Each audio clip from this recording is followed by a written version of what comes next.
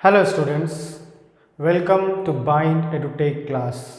Last video में हम लोगों ने डिस्कस किया था limitations of controlling and after that relationship between controlling and planning.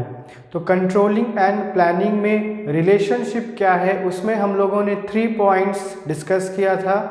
Okay, इस वीडियो में हम स्टार्ट करने वाले हैं पॉइंट नंबर 4 से, जो हमारा है relationship between planning and controlling. ये क्या बोलता है? Planning is looking ahead and controlling is looking back. Planning जो है वो आगे देखता है और कंट्रोलिंग जो है वो एक्चुअल परफॉर्मेंस को कंपेयर करता है हमारे प्लान परफॉर्मेंस से। Okay, planning is a future oriented function as it involve looking in advance. हम सभी लोग जानते हैं कि हम लोग प्लानिंग हमेशा फ्यूचर के लिए करते हैं। हम अपनी लाइफ से रिलेटेड अगर कोई प्लान बनाते हैं तो वो भी हम फ्यूचर के लिए ही प्रिपेयर करते हैं। अगर हम अपनी स्टडी से रिलेटेड कोई प्लान बनाते हैं तो आने वाले क्लासेस में हमने क्या पढ़ना है या हमें कौन से सब्जेक्ट में कौन सा टॉपिक पढ़ना है, ये हम लोग फ्यूचर के लिए डिसाइड करते हैं, जो हम लोग फ्यूचर में करने वाले होते हैं या हमें जो करना है फ्यूचर में। If I talk about an organization, अगर हम किसी एक ऑर्गेनाइजेशन या बिजनेस की बात करते हैं तो यहाँ पर भी हम लोग प्लानिंग बनाते हैं। ओके, अगर हम अपनी लाइफ में सक्सेसफुल होना चाहते हैं तो हम अपनी लाइफ से रिलेटेड प्लानिंग बना रहे हैं। तो एक ऑर्गेनाइजेशन को भी सक्सेसफुल बनाने के लिए हमें एक अच्छा प्लान्स बनाना होगा, एक अच्छा प्लानिंग करना होगा, तभी हम अपने ऑर्गेनाइजेशन को ज़्यादा से ज़्यादा सक्सेसफुल बना सकते हैं। So that planning is future oriented function. Planning कौन सा फंक्शन है? तो ये फ्यूचर ओरिएंटेड है। हमेशा भविष्य के रिगार्डिंग हम इसमें चीज़ें इम्प्लीमेंट करते हैं। जो हमें फ्यूचर में एक्टिविटी करना है, जिस पर हमें परफॉर्मेंस देना है, उस परफॉर्मेंस से रिलेटेड हम लोग सारा कुछ प्लान करते हैं।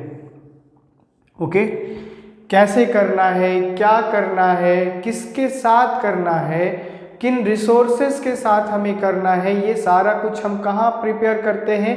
प्लानिंग में। Okay, where to do, how to do and by whom. Okay, ये सारा कुछ हम कहाँ मेंशन करते हैं? तो केवल अपने प्लान्स में हम ये सारी बातें मेंशन करते हैं। Okay, as it involves looking in advance. Okay, advance में देख रहे हैं तो प्लानिंग हम लोग अजम्पशन के बेसिस पर बनाते हैं। हम लोग बहुत सारी एक्टिविटीज़ अपनी लाइफ में परफॉर्म करते हैं या जो करने वाले होते हैं उसको हम लोग क्या करते हैं? इमेजिन करते हैं अजम्पशन के बेसिस पर, या जो हमें पास्ट में एक्सपीरियंस गेन हुआ है उस एक्सपीरियंस गेन के बेसिस पर हम लोग क्या करते हैं? प्लानिंग बना सकते हैं। Okay, and making policies for the maximum utilization of resources. और पॉलिसीज भी बनाना है। Okay, policies for maximum utilization of resources, very important, क्योंकि हमारे पास जितना भी रिसोर्सेज अवेलेबल है, अगर हम लोगों ने उसका मैक्सिमम यूटिलाइजेशन नहीं किया तो हम रिसोर्सेज को वेस्ट करते चले जाएंगे। ओके, अगर हमारे पास रिसोर्सेज अवेलेबल है, रिसोर्सेज में बहुत सारी चीज़ें इंक्लूड हो सकती हैं। वो कौन कौन सी चीज़ें हैं? For example HR human resources है, RM रॉ मटेरियल्स है, मनी है, ओके, मशीनरी है। ओके, ये सारे और भी अदर्स रिसोर्सेज हमारे पास अवेलेबल होते हैं जिनको हम अपने ऑर्गेनाइजेशन में यूटिलाइज करते हैं। अगर हम इन सारे रिसोर्सेज को एक जगह गैदर करते हैं, कलेक्ट करते हैं, तो इनको क्यों गैदर या कलेक्ट किया जाता है एक ऑर्गेनाइजेशन में? क्योंकि हम इन रिसोर्सेज का उपयोग करने वाले होंगे।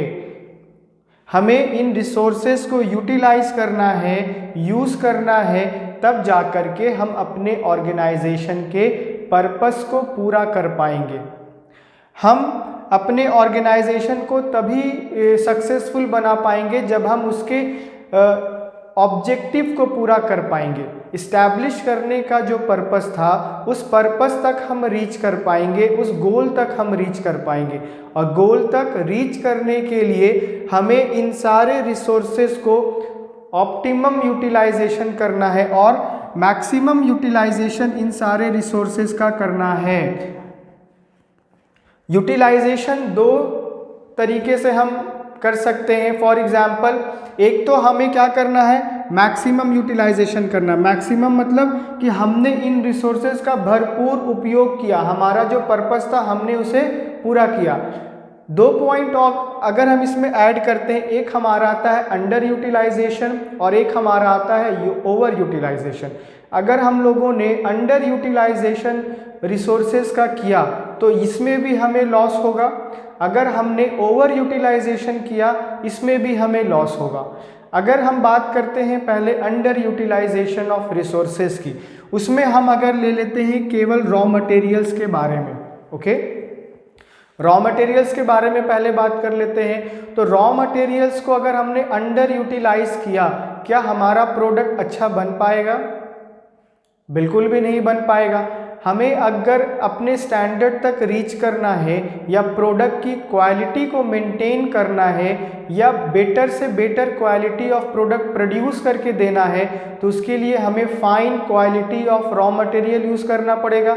वो रॉ मटेरियल जो फाइन क्वालिटी का होगा, जो अच्छी क्वालिटी का होगा, जितना उसका अमाउंट ऑफ यूटिलाइजेशन है, जितना उसका रिक्वायरमेंट है प्रोडक्ट को बनाने के लिए, अगर हम लोगों ने उससे कम रॉ मटेरियल अवेलेबल करवाया या कम रॉ मटेरियल यूज़ किया तो वो प्रोडक्ट अच्छे तरीके से फाइनल उसका जो स्ट्रक्चर है वो बन नहीं पाएगा, वो एक अच्छी क्वालिटी ऑफ प्रोडक्ट नहीं कहला पाएगा। ओके, अगर हमारे पास ह्यूमन रिसोर्सेज अवेलेबल है और हम लोगों ने उसको यूज़ नहीं किया, ओके, फॉर एग्जाम्पल अगर हमारे पास वो व्यक्ति अवेलेबल है जिसके पास मार्केटिंग स्किल है, जिसके पास मार्केट्स का नॉलेज है, जिसके पास वो जो जब कस्टमर से इंटरेक्ट करता है वो बहुत परफेक्टली इंटरेक्ट करता है, जब हम उसके पोटेंशियल को यूटिलाइज नहीं कर पाएंगे अपने ऑर्गेनाइजेशन के बेनिफिट्स के लिए, क्या हम उस पर्टिकुलर ह्यूमन रिसोर्सेज को यूटिलाइज कर रहे हैं या उस व्यक्ति को हम या उसकी क्षमता को यूटिलाइज कर पाएंगे? बिल्कुल नहीं, क्योंकि जिस पर्पस के लिए हमने उसे हायर किया था वो पर्पस तो हम उससे पूरा करवा ही नहीं रहे हैं। केवल वो आ रहा है और उसका जो टाइमिंग है वो अपना टाइम स्पेंड करके ऑर्गेनाइजेशन में चला जा रहा है, वो अपना काम कर रहा है, लेकिन हम उससे वैसा काम ले नहीं पा रहे जिस पर्पस के लिए हमने उसे हायर किया था। Another example is machinery. अगर हमारे पास हाई टेक्नोलॉजी या वो मशीनरी अवेलेबल है जिससे हम एक अच्छा प्रोडक्ट प्रोड्यूस कर सकते हैं और अगर हमने उसे अच्छे से ऑपरेट नहीं किया या जिस पर्पस के लिए हमने उसको परचेस किया था, अगर वो हम पर्पस ही पूरा नहीं कर पाए, क्या हम उस मशीनरी का सही उपयोग करेंगे? बिल्कुल नहीं कर पाएंगे, क्योंकि हमने जो पर्पस के लिए उसको लिया था या परचेस किया था हम तो उसको यूज़ ही नहीं कर पा रहे हैं। हमारे स्टाफ जो है वो उससे अवेयर नहीं है, तो हमने जितना पैसा खर्च किया मशीनरी में, ह्यूमन रिसोर्सेज से या रॉ मटेरियल के लिए, तो अगर हम लोगों ने उनका कम यूज़ किया ये आएगा अंडर यूटिलाइजेशन में। ओके, अगर हम लोगों ने ओवर यूटिलाइज कर दिया इसमें भी जो हमारा कॉस्ट है वो इंक्रीज कर जाएगा। अगर हमारा कॉस्ट इंक्रीज कर जाएगा तो हम मैक्सिमम प्रॉफिट अर्न नहीं कर पाएंगे। ओके, मैक्सिमम प्रॉफिट अर्न करने के लिए हमें हमेशा ध्यान में रखना होगा कि हम अपने रिसोर्सेज का मैक्सिमम यूटिलाइजेशन कर पाए या ऑप्टिमम यूटिलाइजेशन कर पाए। अगर हम लोगों ने ऑप्टिमम यूटिलाइजेशन नहीं किया तो हमारा कॉस्ट इंक्रीज कर जाएगा, जिससे क्या होगा कि हम मैक्सिमम या उतना प्रॉफिट नहीं कमा पाएंगे जितना हम लोगों ने सोच रखा था। अगर हम लोग प्रॉफिट नहीं कमाएंगे तो हमारा ऑर्गेनाइजेशन ग्रो नहीं करेगा, हमारा ऑर्गेनाइजेशन ग्रो नहीं करेगा तो हम अपने जो डिज़ायर है या जो हमारा प्लानिंग था वो कहीं ना कहीं डिले होता चला जाएगा और हमारा ऑर्गेनाइजेशन एट द एंड बंद करना पड़ेगा। So maximum utilization of resources in future, that is why it is considered as forward looking. Okay, ये तो मैंने आपको बताया कि हमें अपने ऑर्गेनाइजेशन में जो रिसोर्सेज अवेलेबल होता है हम उसका कैसे मैक्सिमम यूटिलाइजेशन कर पाएंगे। लेकिन अगर हम लोग फ्यूचर की बात करते हैं, ओके, तो फ्यूचर के लिए हम लोग प्लान कर रहे हैं, आगे क्या करना है, भविष्य में क्या करना है, उसके लिए हम लोग प्लानिंग कर रहे हैं। तो हम लोग रिसोर्सेज के रिगार्डिंग प्लानिंग करते हैं। ओके, अगर हम लोगों ने रिसोर्सेज के रिगार्डिंग प्लानिंग नहीं किया तो हम रिसोर्सेज का मैक्सिमम उपयोग नहीं कर पाएंगे या मैक्सिमम उसको यूटिलाइज नहीं कर पाएंगे। मैक्सिमम यूटिलाइजेशन के लिए ये बहुत ज़रूरी है या इम्पॉर्टेंट है कि हमारे पास जितना रिसोर्सेज अवेलेबल होगा हम उनको किस प्रकार उनका उपयोग करेंगे, हम उनको किस प्रकार यूज़ करेंगे। ओके, अगर हम ले लेते हैं ह्यूमन रिसोर्सेज का एग्जाम्पल, तो ह्यूमन रिसोर्सेज में अगर हमारे पास अकाउंटेंट अवेलेबल है, अगर हमारे पास मार्केटिंग मैनेजर अवेलेबल है, अगर हमारे पास प्रोडक्शन मैनेजर अवेलेबल है और हम लोगों ने उनका सही तरीके से उपयोग नहीं किया, ये भी हमें लॉस बेयर करना पड़ेगा, इससे भी हमें लॉसेस होंगे। तो हमारे पास जितने रिसोर्सेज उपयोग अवेलेबल होंगे हम उनका किस प्रकार और किस पर्पस के लिए हम उनको यूटिलाइज कर पाएंगे, ये भी हमें मेंशन करना होगा। कहाँ? अपने प्लानिंग में। ओके, प्लानिंग, देखो बार बार प्लानिंग प्लानिंग क्यों बोल रहे हैं, क्योंकि अगर हमारे पास हमारा प्लान हमारे सामने अवेलेबल नहीं होगा और हम बस ऐसे ही अपने काम को करते चले जाएंगे विदाउट प्लानिंग, हम किसी भी काम को परफेक्टली नहीं कर पाएंगे। ओके, ऑर्गेनाइजेशन को इस्टेब्लिश करना इट्स गुड, लेकिन उसको बेटर तरीके से चला पाना या बेटर परफॉर्मेंस दे पाना ये बहुत इम्पॉर्टेंट होता है। बिजनेस तो हम देखते रहते हैं कि घर के आसपास या हमारे लोकेलिटी में बहुत सारा बिजनेस जो है वो स्टार्ट भी होता है और बहुत सारा बिजनेस बंद भी हो जाता है। केवल स्टार्ट होना या बंद हो जाना ये इम्पॉर्टेंट नहीं है, इम्पॉर्टेंट ये चीज़ है कि हम अपने बिजनेस को किस प्रकार रन करवा रहे हैं, हम अपने बिजनेस के रिसोर्सेज को किस प्रकार यूज़ कर पा रहे हैं, हम अपने बिजनेस को किस प्रकार बेटर तरीके से इम्प्रूव कर पा रहे हैं। ये तभी पॉसिबल होगा जब हम अपने रिसोर्सेज के बारे में ध्यानपूर्वक सोचेंगे, उनको कैसे यूज़ करना है ये हम मेंशन करेंगे। अगर हम एग्ज़ाम का प्रिपरेशन करते हैं या हमें 1 साल के बाद एग्ज़ाम देना होगा तो एग्ज़ाम 1 साल के बाद होगा, लेकिन किस तरीके से हमें प्रिपरेशन करना है हमें एडमिशन लेने के बाद ही बताया जाता है कि आपका सिलेबस क्या है और सिलेबस में टॉपिक्स क्या है, कौन से टॉपिक आपके फर्स्ट टर्म में आने वाले हैं, कौन से टॉपिक आपके फाइनल टर्म में होगा या कौन सा आपका मिड टर्म में होगा।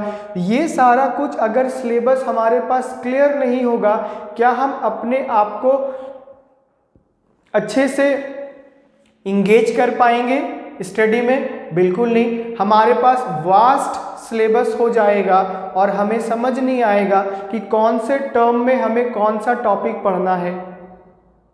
लेकिन अगर हमारे पास वो सिलेबस अवेलेबल हो जिसमें क्लियरली मेंशन हो कि फर्स्ट टर्म, मिड टर्म और फाइनल टर्म के लिए कितने कितने टॉपिक्स हमने पढ़ने हैं, तो हम अपने आप को उसी प्रकार क्या करते हैं, रेडी कर लेते हैं, हम अपने आप को इंगेज कर लेते हैं और तब जा कर के हम एक बेस्ट परफॉर्मेंस देते हैं एग्ज़ाम में और उसमें हम एक अच्छा मार्क्स स्कोर करना हम कर सकते हैं, अच्छा मार्क्स स्कोर। ओके, तो उसी प्रकार ये हमें पहले प्लानिंग में बताना होगा, एडवांस में हमें डिसाइड करना होगा कि हम अपने रिसोर्सेज का भरपूर उपयोग या ऑप्टिमम यूटिलाइजेशन हम कैसे कर पाएंगे।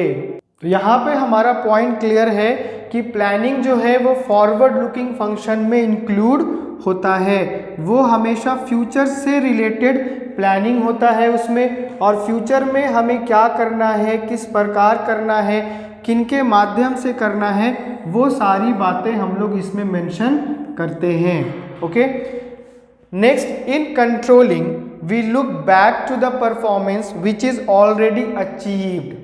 ओके, कंट्रोलिंग में हम लोग क्या करते हैं, बैकवर्ड लुकिंग करते हैं या पीछे देखते हैं। हम लोग अगर कंट्रोलिंग में पीछे देख रहे हैं तो किस चीज़ को हम लोग पीछे देख रहे हैं, अपने परफॉर्मेंस को देख रहे हैं। हम लोग जो चीज़ परफॉर्म कर देते हैं उसको हम लोग देखते हैं और कंपेयर करते हैं।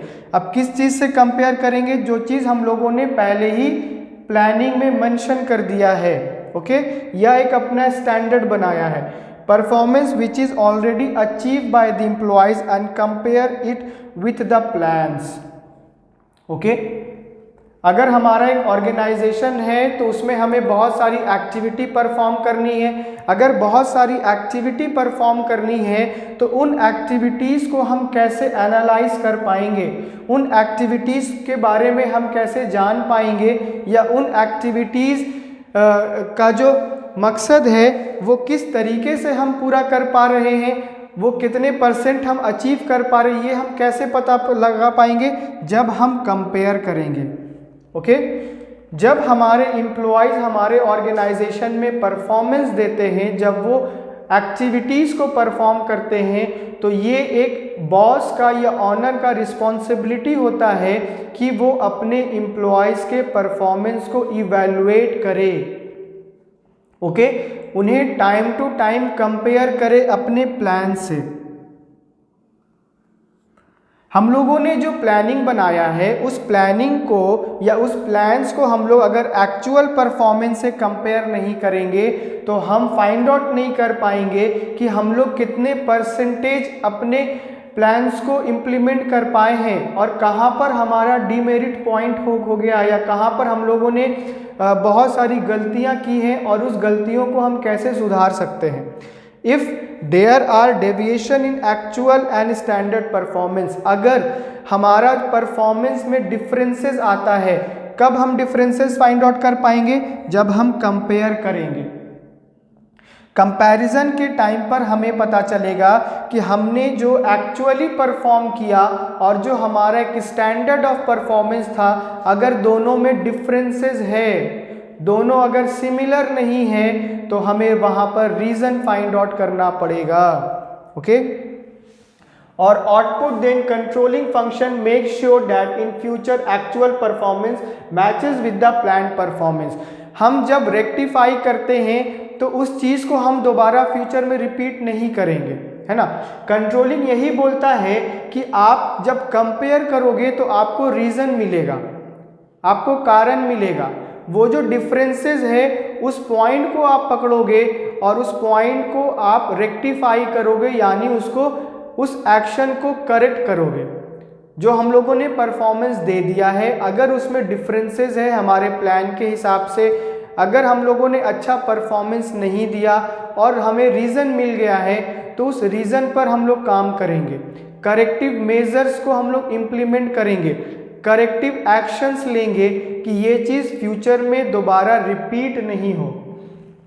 Okay, make sure that in future actual performance matches with the planned performance. जब हम अपनी एक्टिविटी या अपने परफॉर्मेंस को कंपेयर करते हैं और तब कोई गलती होता है, तब हम वहीं पर रेक्टिफाई करेंगे और ये उम्मीद करेंगे कि ये चीज़ें फ्यूचर में रिपीट नहीं हो और दोनों फ्यूचर में मैच करें। प्लान परफॉर्मेंस और एक्चुअल परफॉर्मेंस भविष्य में हमारा एक जैसा हो। Therefore controlling is a forward looking function. तो कंट्रोलिंग क्या है, भविष्य भी देख रहा है। एक तरफ तो वो कंपेयर कर रहा है पास्ट परफॉर्मेंस को, हमारा जो प्लान परफॉर्मेंस था और जो हम लोगों ने एक्चुअली परफॉर्म किया, दोनों को कंपेयर कर लेते हैं। कंपैरिजन के बाद फिर ये बोलता है कि हमें दोबारा भविष्य में फ्यूचर में ये चीज़ें रिपीट नहीं करनी है। Thus, planning and controlling cannot be separated. Planning को और कंट्रोलिंग को हम सेपरेट नहीं कर सकते हैं या इसे हम अलग नहीं कर सकते हैं। अगर हम चाहते हैं कि हम प्लानिंग और कंट्रोलिंग को अलग अलग करके इवैल्यूएट करें या अलग अलग करके हम इसको और बेटर तरीके से परफॉर्म करें तो ये पॉसिबल नहीं होगा। ओके, पॉसिबल क्यों नहीं होगा? क्योंकि हमारे पास अगर प्लान नहीं होगा तो हम कंट्रोल नहीं कर पाएंगे, और अगर हम कंट्रोल नहीं कर पाएंगे अपने प्लान के अकॉर्डिंग, तो अगर हमारे पास प्लान नहीं होगा तो कंट्रोल नहीं करेंगे, और जब कंट्रोलिंग नहीं होगा तो प्लान जो है वो सही तरीके से इम्प्लीमेंट नहीं हो पाएगा। ओके, अगर हम चाहते हैं कि सारा कुछ अच्छे से हो तो हमें इन दोनों पे काम करना पड़ेगा, इन दोनों फंक्शंस को इम्प्लीमेंट करना पड़ेगा, तब जा करके हम अपने ऑर्गेनाइजेशन को एक अच्छे तरीके से रन करवा पाएंगे। Okay, the two are supplementary function with support each other.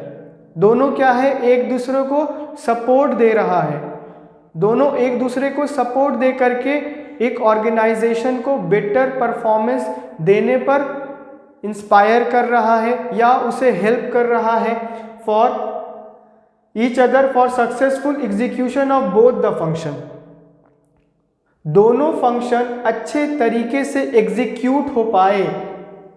Okay, planning और कंट्रोलिंग अच्छे तरीके से एग्जीक्यूट हो पाए, इसके लिए बहुत इंपॉर्टेंट ये है कि हमें दोनों को इम्प्लीमेंट करना होगा। किसी एक को इम्प्लीमेंट करके दूसरों को छोड़ नहीं सकते।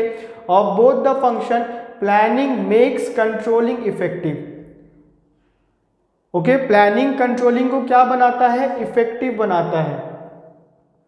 Okay, where as controlling improve future planning, और प्लानिंग क्या और कंट्रोलिंग क्या करता है? इम्प्रूव करता है प्लानिंग को।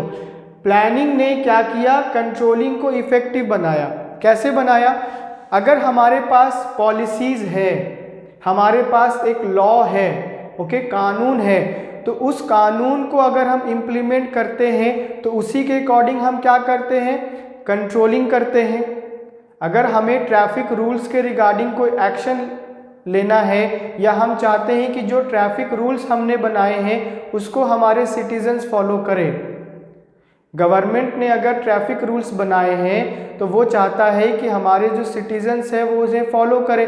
तो जब तक प्लान नहीं होगा, जब तक रूल्स नहीं होगा, तो हम लोग उसको इम्प्लीमेंट नहीं करेंगे, तो उसके रिगार्डिंग हम लोग कंट्रोल कैसे कर पाएंगे? तो प्लान होगा तो कंट्रोल कर पाएंगे, और जब तक कंट्रोल करेंगे तभी हम अपने प्लानिंग को इम्प्लीमेंट और अच्छे तरीके से या बेस्ट तरीके से हम उसको पूरा कर पाएंगे। कैसे? ट्रैफिक रूल्स का तो रेगुलेशन बन गया, रूल्स बन गए, और उसे बता दिया गया है कि ये रूल्स हैं, और हमने उसमें क्या कर दिया? कंट्रोलिंग को इम्प्लीमेंट कर दिया। अब जो व्यक्ति ट्रैफिक रूल्स को ब्रेक करेगा, हम उस पर क्या करेंगे? फाइन लगाएंगे, चार्जेस लगाएंगे। ओके, ये बात समझ में आया कि प्लानिंग और कंट्रोलिंग को सेपरेट नहीं कर सकते। लेकिन जब हम केवल ट्रैफिक रूल्स बनाते हैं और उसको इम्प्लीमेंट करते हैं और ये इंश्योर नहीं करेंगे कि किन व्यक्तियों ने ट्रैफिक रूल्स को फॉलो किया और किन लोगों ने फॉलो नहीं किया, तो जिन लोगों ने फॉलो नहीं किया अगर हम उन्हें फाइन या चार्जेस नहीं लगाते हैं तो दूसरों को क्या होंगे? दूसरे व्यक्ति और मोटिवेट होंगे कि जब उन्हें नहीं हुआ तो हमें भी कुछ नहीं होगा।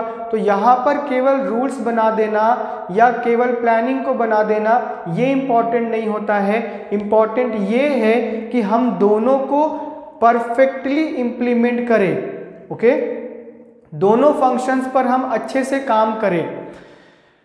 The next we have is controlling process. Controlling process में हमें कुछ पॉइंट्स डील करने हैं। आज हम फर्स्ट एंड सेकंड पॉइंट को डील करेंगे इस वीडियो में, और नेक्स्ट वीडियो में पॉइंट नंबर 3 से डील करेंगे। The first is setting performance standard. Okay, the first step in the controlling process is the establishment of standard of performance. Controlling process ये बोलता है कि आपने अपने परफॉर्मेंस के स्टैंडर्ड को सेट करना है। ओके, अगर हम स्टैंडर्ड को सेट नहीं करेंगे तो हम किसी भी चीज़ को अच्छे से पूरा नहीं कर पाएंगे। ओके, अगर हम चाहते हैं कि हम अपने परफॉर्मेंस को अच्छे से पूरा करें तो के लिए हमें क्या करना होगा, एक स्टैंडर्ड बनाना होगा। और वो स्टैंडर्ड क्या है? Standard are the criteria against which the actual performance is measured. ये जो डेफिनेशन ऑफ स्टैंडर्ड है ये याद रखना है। Okay, standard are the criteria, standard क्या है? क्राइटेरिया है against which the actual performance is measured, जिसके बेसिस पर या जिसको बेस बना करके हम अपने एक्चुअल परफॉर्मेंस को मेजर करते हैं। ओके, हम अपने एक्चुअल एक्टिविटी को मेजर करते हैं। अगर हमारे पास मेजरमेंट स्केल नहीं होगा, क्या हम किसी चीज़ को नाप पाएंगे या किसी चीज़ को मेज़र कर पाएंगे? बिल्कुल भी मेज़र नहीं कर पाएंगे। अगर हमें सेंटीमीटर मेज़र करना है तो हमारे पास क्या एक स्केल है और उस स्केल से हम मेज़र कर सकते हैं कि 1 सेंटीमीटर है, 2 सेंटीमीटर है या 30 सेंटीमीटर है। तो मेज़रमेंट स्केल बताएगा कि हम लोग जितना बोल रहे हैं या जितना लाइन हम लोगों ने ड्रॉ किया वो कितना सेंटीमीटर है। केवल हम बोल दें कि ये 1 सेंटीमीटर है तो बोलने से तो नहीं होगा जब तक हमारे पास एक मेज़रमेंट स्केल नहीं होगा। तो मेज़रमेंट स्केल ये बताएगा कि जो लाइन आपने ड्रॉ किया वो कितना है, आप जितना बोल रहे हो उतना है या जितना एक्चुअल जो मेज़रमेंट स्केल बता रहा है वो है। ओके, एक क्राइटेरिया हम लोग अगर नहीं बनाएंगे तो और क्राइटेरिया को फुलफिल भी हम अपने परफॉर्मेंस के आधार पर कर सकते हैं। ओके, क्योंकि हमारे ऑर्गेनाइजेशन का अगर हमने क्राइटेरिया बनाया है और उस क्राइटेरिया को अगर हम फॉलो नहीं करते हैं या हमारे एम्प्लॉय फॉलो नहीं करते हैं तो क्या हम एक अच्छा प्रोडक्ट को प्रोड्यूस कर पाएंगे या हम एक अच्छी सर्विसेज को प्रोवाइड कर पाएंगे? बिल्कुल प्रोवाइड नहीं कर पाएंगे, क्योंकि हमने जो क्राइटेरिया बनाया उस क्राइटेरिया के अकॉर्डिंग हम काम नहीं कर रहे हैं। ओके, उस क्राइटेरिया को फुलफिल करने के लिए हम काम नहीं कर रहे हैं। Standard can be set in both quantitative and qualitative term. Standard दोनों ही टर्म्स में सेट किया जा सकता है, क्वांटिटेटिव में और क्वालिटेटिव में। Standard should be flexible so that they may be modified. देखो, स्टैंडर्ड जो है वो थोड़ा सा फ्लेक्सिबल होना चाहिए। फ्लेक्सिबल कहने का ये कतई मतलब नहीं है कि हमेशा हमें सिचुएशन के अकॉर्डिंग अपने आप को ढाल लेना चाहिए। अगर हम ऐसा कंटिन्यू करेंगे तो हमें अपने प्लान्स को टाइम टू टाइम मॉडिफाई करना पड़ेगा। लेकिन कभी कभी बिजनेस में बहुत सारा फैक्टर्स ऐसा होता है कि हमें उसके अकॉर्डिंग ढलना पड़ता है या हमें अपने परफॉर्मेंस को उस सिचुएशन के अकॉर्डिंग करना पड़ता है। अगर अभी हम लोग बात करते हैं ऑनलाइन क्लासेस की, तो ऑनलाइन स्टडी तो बहुत टाइम से होता आ रहा है या बहुत कोई इंटरनेट पे क्लासेस भी करते हैं इंटरनेट के माध्यम से, लेकिन आजकल जो ये कंपलसरी हो गया है। क्यों? क्योंकि हम लोग जिस सिचुएशन को फेस कर रहे हैं वो अभी हमारे अगेंस्ट में है ना। जो सिचुएशन है वो हमारे फेवर में है नहीं, इसीलिए हम लोग क्या कर रहे हैं, ऑनलाइन क्लासेस कर रहे हैं। तो अगर हम लोग इस सिचुएशन के अकॉर्डिंग खुद को एडजस्ट नहीं करते और हम लोग बोलते नहीं हमें ऑफलाइन ही पढ़ना है, तो क्या हम अपना सिलेबस कंप्लीट कर पाते? क्या हम अपने स्टूडेंट के टर्म 1 और टर्म 2 के सिलेबस को कंप्लीट कर पाते? बिल्कुल कंप्लीट नहीं कर पाते, क्योंकि हम वहाँ पर रिजिड हो जाते। लेकिन हमने अपने आप को थोड़ा मॉडिफाई किया और सिचुएशन के अकॉर्डिंग खुद को ढाल लिया। Standard should be flexible so that they may be modify as per the changes take place in the business environment. Business का जो इन्वायरमेंट है उसमें हमेशा हम चेंजेस देखते रहते हैं। बहुत सारे फैक्टर्स हैं, इंटरनल फैक्टर या एक्सटर्नल फैक्टर्स हैं जो बिजनेस को डे टू डे लाइफ में भी इम्प्लीमेंट करते हैं, इंटरनली और एक्सटर्नली। अगर हम लोग थोड़ा बहुत इन्वायरमेंट के आधार पर अपने आप को चेंज कर लेते हैं या मॉडिफाई कर लेते हैं फॉर अ टाइम बिंग, ये नहीं कि लंबे समय के लिए, फॉर अ शॉर्ट पीरियड के लिए, यानी कुछ समय के लिए हम लोग उसके अकॉर्डिंग काम कर सकते हैं। लेकिन जब हमारा वो सिचुएशन ठीक हो जाएगा, हम लोग फिर से अपने पुराने वाले स्टैंडर्ड पर आ जाएंगे, उसी के अकॉर्डिंग हम लोग काम करना स्टार्ट कर देंगे। Okay, next point number 2, measurement of actual performance. Performance should be measured in an objective and reliable manner which include personal observation. Okay, इसमें कौन सा इंक्लूड हो रहा है? मेजरमेंट ऑफ एक्चुअल परफॉर्मेंस पर। तो मेजरमेंट ऑफ एक्चुअल परफॉर्मेंस ये include करता है पर्सनल ऑब्जर्वेशन और सैंपल चेकिंग पे। ओके, पर्सनली हम जाकर के क्या कर रहे हैं? अपने एम्प्लॉयज को या सबऑर्डिनेट्स को सुपरवाइज कर रहे हैं, उनके परफॉर्मेंस को एब्जॉर्व कर रहे हैं या देख रहे हैं। उससे क्या होगा कि हम ये बता पाएंगे कि हमारा कौन सा एम्प्लॉय किस तरीके से अपना परफॉर्मेंस दे रहा है। ओके, जिस पर्पस के लिए उसको हायर किया गया था या जो टारगेट उसको दिया गया था, क्या वो उसी के अकॉर्डिंग काम कर रहा है या नहीं कर रहा है। Okay, then sample checking, performance should be measured in same term in which the standard have been established. अब ये बोलता है कि परफॉर्मेंस जो है वो उसी तरीके से मेजर्ड किया जाना चाहिए, उसी तरीके से उसको मेजर किया जाना चाहिए जिस टाइम हमने अपने ऑर्गेनाइजेशन को इस्टेब्लिश किया था और इस्टेब्लिश के टाइम पर जो हम लोगों ने स्टैंडर्ड बनाया था। ओके, जब हम लोगों ने अपने ऑर्गेनाइजेशन को इस्टेब्लिश किया और इस्टेब्लिश करने के टाइम पर हम लोगों ने एक अपने स्टैंडर्ड को बनाया और उस स्टैंडर्ड के आधार पर हम लोगों ने बहुत सारे प्लान्स को बनाया, बहुत सारी एक्टिविटी परफॉर्म करनी थी। तो वो स्टैंडर्ड के हिसाब से ही हम अपने परफॉर्मेंस को जज करेंगे, मेजर करेंगे। ओके